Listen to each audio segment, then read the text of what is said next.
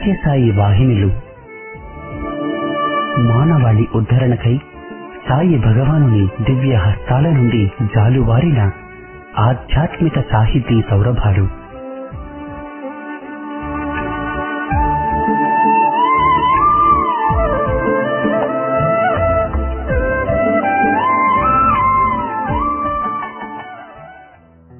ఓం శ్రీ సాయిరాం. 1958 మహాశివరాత్రి పర్వదినం నాడు భక్తుల ప్రార్థన మేరకు స్వామి స్వయంగా పేరునిస్తూ సనాతన సారథి అనే మాసపత్రికను ప్రారంభించారు. సత్యసాయి భగవానుడే స్వయంగా ప్రేమవాహిని, ధర్మవాహిని, జ్ఞానవాహిని ఇలా 15 వాహినుల పేరిట 26 ఏళ్ల పాటు ప్రతి మాసం వ్యాసాలను సనాతన సారథికి అనుగ్రహించారు. సాయి తత్వబోధ, సాయి ప్రేమ సారం ఈ 15 వాహినులలో నిక్షిప్తమై ఉంది. ఆ వాహినుల పరంపరలోని ఇప్పుడు మీరు వినబోయేది సత్యసాయి వాహినిలోంచి ఒక భాగం.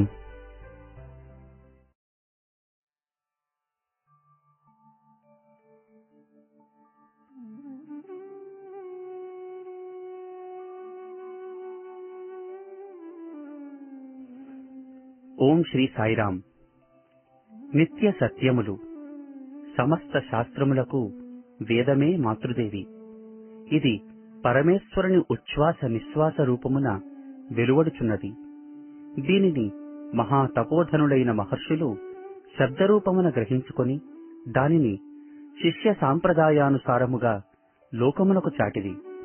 ఒకరి నుండి మరొకరు శ్రవణేంద్రియముల ద్వారా పొందుటచే అనగా వినుటచే దీనికి శృతి అని పేరు వచ్చెను. ఇవి అనంతములైనవి.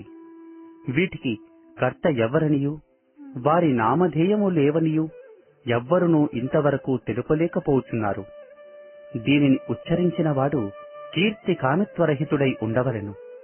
లేకుండిన ఈ వేదమున తన పేరెక్కడనూ సూచించలేదు. ఇతను కులగోత్రాతులు లేనివాడై ఉండవచ్చును.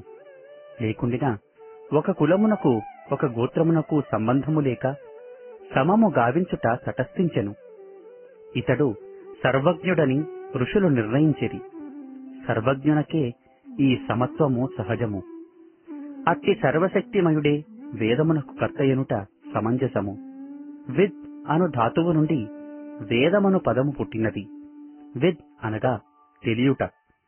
విదం త్వనేనేతి వేదః, సర్వము తెలియజెప్పునది అనియు దీని అర్థము. ఇది బుద్ధికి గాని అనుభవమునకు గాని తేల్చి చెప్పలేనట్టిది. మానవుల శ్రేయస్సుకు కావలసినట్టి దానిని ఈ పవిత్ర వేదము తెలుపుచున్నది. సర్వ దుఃఖములను నివారణ చేయు ఉపాయమును చూపుచున్నది. శాంతమునకు తగిన సాధనములను కూడాను తెలుపుచున్నది వేదము. ఈ వేదము యొక్క ఆదిని అంత్యమును ఇంతవరకు ఎవ్వరునూ సరిగా తెలుసుకోలేకపోవుట చేత ఇది అనాది అని, సనాతనమని చెప్పబడును. ఆద్యంతములు కానరాకపోవుట చేత వీటినే నిత్యములని కూడా అనవచ్చును. మానవుల బుద్ధి దోషములతో కూడినది. అట్టి పురుష బుద్ధి సంబంధములు ఎట్టివీ లేనివగుట వలన వేదములు కలుషరహితములగుట వలన అపౌరుషేయములని కూడా చెప్పవచ్చునని చెప్పబడుచున్నది. వేదములలో తెలుపబడిన ప్రతి శబ్దమునకు వేదమే ప్రమాణము. దీనిపై విశ్వాస బుద్ధి కలిగి ప్రమాణ బుద్ధి కలిగిన వారలకు ఇది స్వానుభవమగును. ఇట్టి అనుభవములు నందిన వారే మహర్షులు. వారే వేదములను ప్రమాణ రూపములుగా కొనియాడిరి. ప్రత్యక్షానుభవములనిది. ఇవి దేశ కాలాదులకు అతీతమైనవి. ఈ వేదములు భారతదేశమునకే కాక ప్రపంచమునంతటికిని ప్రమాణములు, మూలాధారములు అని నిశ్చయముగా చెప్పవచ్చును. వేదమతము జనించినది ఎప్పుడో, మిగిలిన మతములు జన్మించినవి నిన్న నేడు. ఇదే ఇతర మతములకు వేదమతమునకు గల వ్యత్యాసము.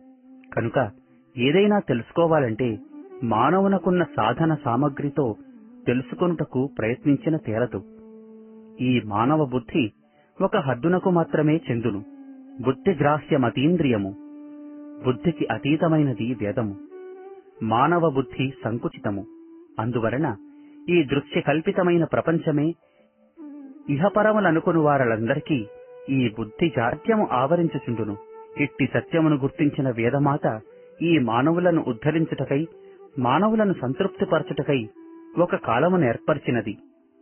అదే సంవత్సరములు, మాసములు, దినములు, ఘడియలు, విఘడియలు.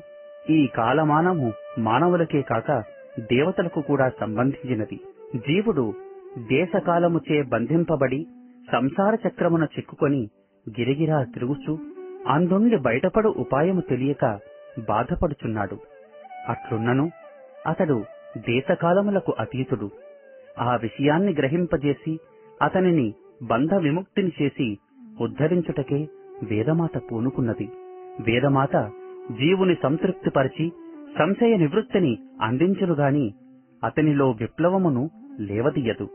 ఇది ప్రాజ్ఞులకు సువిదితము. భూమికి ఆకర్షణ శక్తి కలదు. అది ఎప్పటి నుండి కలదన్న విషయము అందరికీ తెలియదు. ఇది భూమితో పాటే చలించినది. భూమి, దీని ఆకర్షణ శక్తి రెండును అవినాభావ సంబంధము కలవి.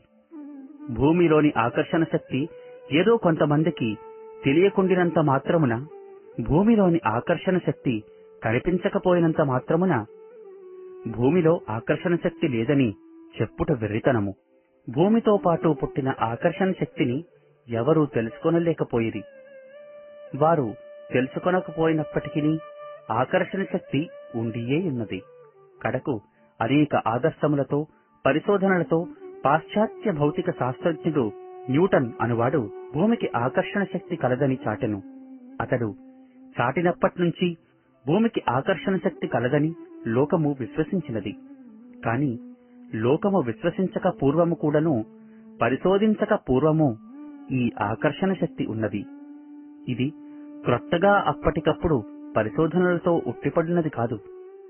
అటులనే నిత్య సత్యములైన వేదములు తమ అనుభవములోనికి భారతీయులు తెచ్చుకొనక పూర్వము కూడాను ఉన్నది. భూమికి ఆకర్షణ శక్తి ఉన్నదని పాశ్చాత్య భౌతిక శాస్త్రజ్ఞుడు ఎట్లు చెప్పానో అట్లే సమస్తమనకు వేదములు ఆధారమని భారతీయులు పరిశోధనలలో తేల్చి రుజువు చేసిరి. భారతీయులు పరిశోధనలతో అనుభవించక పూర్వము కూడాను ఈ వేదములున్నవి. న్యూటన్ కనిపెట్టిన ఆకర్షణ శక్తి ఒక పాశ్చాత్య భూమికే కాక యావత్ ప్రపంచమునకు ఎట్లు సత్యమో, భారతీయులు కనిపెట్టిన వేదములు భారతీయులకే కాక యావత్ ప్రపంచమునంతయు శబ్దరూపమున నిండియున్నది. వేదములకు భారతదేశమే జన్మస్థానమన చెల్లదు. భారతీయులు కనిపెట్టిది మాత్రమే. ఒక చోట జరుగు సంఘటన వేరొక చోట ఎందులకు జరగలేదను శంక యపభ్రంశము. ఏది ఎప్పుడు ఎక్కడ జరుగువలెనో అది కర్తయే నిర్ణయించగలడు. నిర్ణయ ప్రకారము జరుగును. వేదములు పుట్టుటకును వర్ధిల్లుటకును భరత ఖండము యొక్క వాతావరణము అనుకూలముగా నుండినది. కర్మనిష్ఠులైన ఋషులు, యోగులు కర్మభూమి అయిన, యోగ భూమి అయిన, త్యాగ భూమి అయిన భరత ఖండమునందు జననముందుట చేత అట్టి వారల హృదయములనే ఆ వేదము ఆకర్షించెను. ఇతర భూములు భోగ భూములు అగుటచే ఐహిక వాతావరణము ఆ భూములలో అమితముగా విజృంభించుటచే ఇతర ఖండములు ఈ వేద శబ్దమును సులభముగా అర్థము చేసుకొనలేవు. ఆముష్మికముతో పాటు ఐహికము కూడా కలిగి ఉండున్నది భరతభూమి. కనుక భారతీయుల భాగ్యమా అన్నట్లు వేదమాత భరతభూమిలో అవతరించెను, వ్యక్తమాయెను. వ్యక్తము కాకపోయినంత మాత్రమున ఇతర దేశములలో వేదమాత లేదన చెల్లదు. ఆకర్షణ శక్తి అన్ని దేశములలోని భూమికి ఉండినటులా వేద శబ్దము అన్ని ఖండములలోనూ ఉన్నది. వేదము సర్వవ్యాపి. భారతదేశమునందు గల ఋషి పుంగవులు తమ తపశ్శక్తితో, ఏకాగ్రతతో ఆ పవిత్ర శృతిని అందుకోగలిగిరి. ఆ శబ్ద స్వరూపమును చూడగలిగిరి, అనుభవించగలిగిరి. వారు అనగా మహర్షులు స్వార్థరహితులగుటచే, ప్రేమ స్వభావులగుటచే తాము వినిన వాటిని, అనుభవించిన వాటిని పరుల శ్రేయమునాశించి వేదరసమును భద్రపరిచి తమ తమ చెంత చేరిన వారలకు అందించుచు వచ్చిరి. కనుక అందించిన మహర్షులను మంత్రద్రష్టలని నుడివిరి. వారల ద్వారా శిష్య పరంపరగా యుగ యుగముల నుండి ఈ వేదవాణి దేశమున వ్యాపించెను. అనంతమైన ప్రవాహము వలె అన్ని దిశలా ప్రవహించెను. అగోచరమైన ఈ వేదమును, అవ్యక్తమైన ఈ వేదమును వ్యక్తపరిచిరి. కనుక వేదమునకు ఋషులే ద్రష్టలు అని భారతీయులు తెలుసుకునిరి. భారతీయుల వేద వేదాంగాలు, ఉపనిషత్తులు, స్మృతులు, పురాణములు, ఇతిహాసములు మహావిజ్ఞాన నిలయాలు. ఇవి గొప్ప గొప్ప పాల సముద్రాలు, పవిత్ర జలాలు. సాగరములోని నీటిని ఎన్ని పంపు సెట్లు పెట్టి తోడినను ఈషన్మాత్రం కూడా కరిగిపోదు. ఎంతో నీరు సూర్యుని వేడికి కరిగి ఆవిరిగా మారి మేఘరూపమును ధరించి ప్రజలకు వర్షరూపములో నీటిని తిరిగి ఇచ్చుచున్నది. తద్వారా పంటలు పండి దేశము సస్యశ్యామలమవుతున్నది. ఎంత జలము ఆవిరగుచున్నప్పటికీ సముద్రము ఒక్క అంగుళమైనా తరిగినట్లు కనిపించదు. అటులనే ఎన్నియో జీవనదుల ద్వారా నీరు సముద్రమును చేరుచున్నప్పటికీ సముద్రములు లేసమైనా పెరగటం లేదు. అటులని మన శాస్త్ర జ్ఞానముతో పాటు అనుభవ జ్ఞానమును అందుకున్న మహనీయులు కూడా సాగరముల వంటివారు. వారిని ఎందరు భూషించినా మరి ఎందరు దూషించినా వారి చిత్తము నిశ్చలంగా, నిర్మలంగా, ప్రశాంతంగా ఉండును. అట్టి సారమునకు నిలయమైనవే భారతీయ శాస్త్ర గ్రంథములు. అయితే ఎవరి ఓపికను బట్టి, సామర్థ్యమును బట్టి వారు ఆ జ్ఞానమును ఆస్వాదించవచ్చు, నేర్చుకొని మరీ ప్రపంచానికి విజ్ఞానమును వెదజల్లవచ్చు. అట్టి విజ్ఞాన అనుభవ జ్ఞానము ఒక్క భారతీయ శాస్త్రముల యందు మాత్రమే ఉన్నది. వాటిని బాగా అర్థము చేసుకొనవలనన్నా, అవగాహన గావించుకొనవలనన్నా సంస్కృతం తప్పనిసరిగా నేర్చుకోవాలి. సంస్కృతము అనగానే మనలో చాలా మందికి ఒక దురభిప్రాయమున్నది. అది మృత భాష అని, అది అనాగరికులు సనాతనులు వాడే ఛాందస భాష అని ఈనాటి వారి అభిప్రాయాలు. ఇవేవో అర్థము కాని మంత్రములని యజ్ఞ యాగాదులకు, పెండ్లిండ్లు, కర్మకాండలకు ఉపయోగించుకునేవని, ఇది కష్టతరమైన భాష అని సామాన్య ఆధునికులలో ఈ భావము పాతుకునిపోయినది. ఈ దురభిప్రాయమును ముందు మన మనస్సుల నుండి తీసివేయాలి. సంస్కృతము అమృత భాష అని, అమరవాణి అని, దానిలో ఉన్నది సమస్త భాషల యొక్క మూల సారమని, అన్ని భాషలకు సంస్కృతము మాతృదేవి అని గుర్తించాలి. నిర్లక్ష్యము చేయరాదు. భారతీయుల వేదాలలోని అమృతాన్ని తనివితీరా త్రాగాలంటే సంస్కృతము నేర్చుకోవాలి.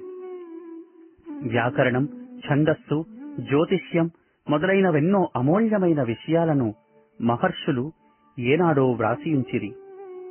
ఖగోళ శాస్త్రం, ధర్మశాస్త్రం, నీతిశాస్త్రం, తర్కశాస్త్రం, సంగీత శాస్త్రం, సాహిత్య శాస్త్రం, శిల్పశాస్త్రం ఇంకా ఎన్నియో ఉన్నాయి.